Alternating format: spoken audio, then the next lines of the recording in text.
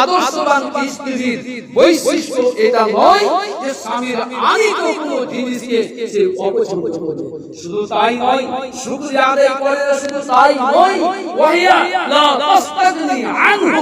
আল্লাহ রাসূল সাল্লাল্লাহু আলাইহি ওয়াসাল্লাম বলেন যে ওই মহিলা তার